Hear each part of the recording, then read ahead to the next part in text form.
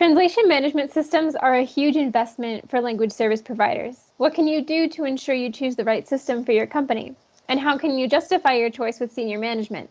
I'm Emily Cipriani, here with Xiaoxin Demiro, and together we set out to answer those questions. We simulated selecting a translation management system for an imaginary company, and I'll pass it over to Xiaoxin to introduce that company. Thank you, Emily. The name of our company is Lock Visual. We started as a boutique LSP firm that specializes in e-learning localization. In addition to translation for education platforms, it also provides services for narration, subtitling, and desktop publishing. Our annual sales revenue is aimed at $1 million, which sets our budget cost reasonably loose to select and evaluate a nice TMS that fits our business. As a long-term plan of our strategic goal, we will build our own in-house recording studio for more audio-visual localization projects to be used in the education industry worldwide. Change is hard at companies, so it's important to consult with all the stakeholders affected the TMS selection. We investigated the critical business requirements for our TMS by interviewing our primary stakeholders, including our project managers, the translators, editors, and post-editors, our technology manager, the quality manager, the finance manager, and our account manager. E-learning localization is complicated, often requiring desktop publishing, website localization, dubbing, subtitling, and traditional translation. For this reason, it was important to identify TMS candidates that could handle all of that, such as complicated workflows, and they could provide convenient collaboration and support translation of different media types, and offer good organization of billing and vendors. Since the project manager is the one most heavily affected by complicated workflows, the needs and convenience of those people was given the most weight in our decision process, followed by the TEP experts that need to be able to collaborate to juggle complicated media. With this in mind, we started hunting for some TMSs that had the robustness we needed, and these were a few of our finalists. Subtitling support ended up actually being one of the major deciding factors. Wordbee and Transifex have live preview video editing. XTM has a beta version of an interactive preview for subtitling, and MemSource offers subtitling through a Caption Hub plugin. We ended up with Wordbee and XTM as our finalists, which had all of our must-have features. Here you see the detailed TMS features for each aspect of our operation classified by stakeholder. Besides the standard criteria we expect to evaluate for a TMS system, we also highlighted our needs of localizing audiovisual projects for e-learning business, such as the requirement of in-context translation for video subtitling, text file export-import for offline translation, integration with CMS, machine translation integration, and so forth. In the next few slides, we'll go into detail about the output scores for each stakeholder group. This is our project manager category. As you can see, the scores ended up being rather similar, and this will be a pattern for the rest of this presentation. Among these, I especially like Wordbee's project management features combining the functions of its CAT tool.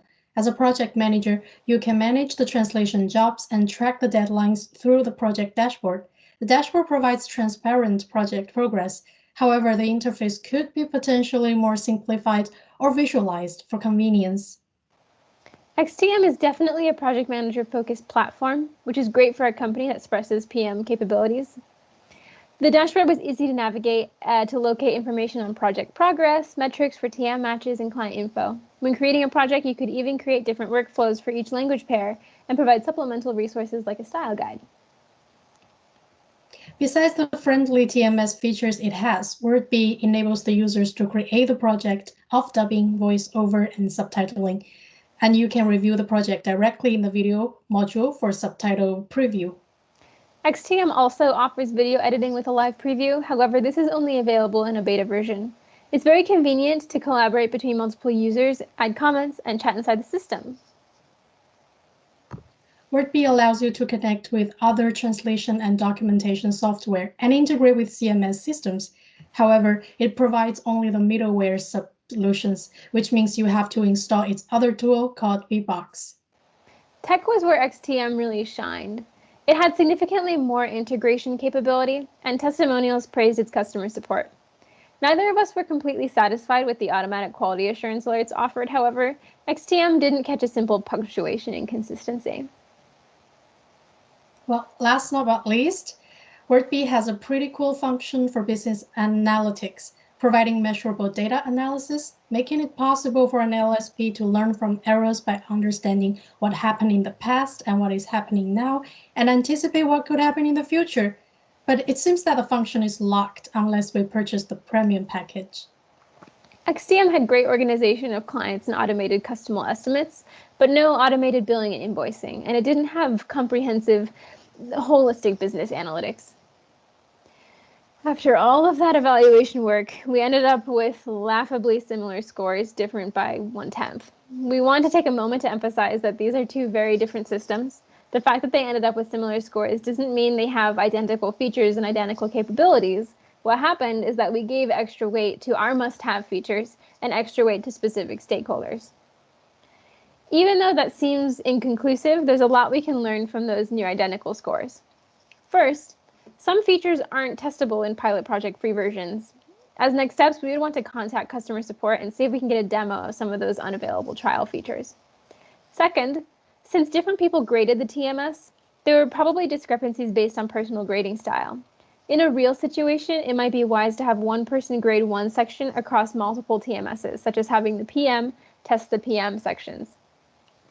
Third, XTM is changing rapidly. A lot of the newer features are great, but they're beta versions for now, or if you want them, you have to lose some features in the old system version. And when doing TMS research, it's a good idea to keep an eye not just on what the TMS is like now, but where it might go in the future.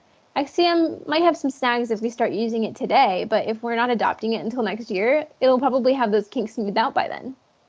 Fourth, finally and most importantly, which TMS should we actually choose? This was a situation where money ended up being the deciding factor. While WordBee's exact pricing for enterprises isn't publicly available, our understanding is that it will probably be less expensive than XTM. It would be difficult to justify spending extra money for a TMS that has almost the exact same analysis score as another cheaper TMS. Thank you so much for listening. Thank you.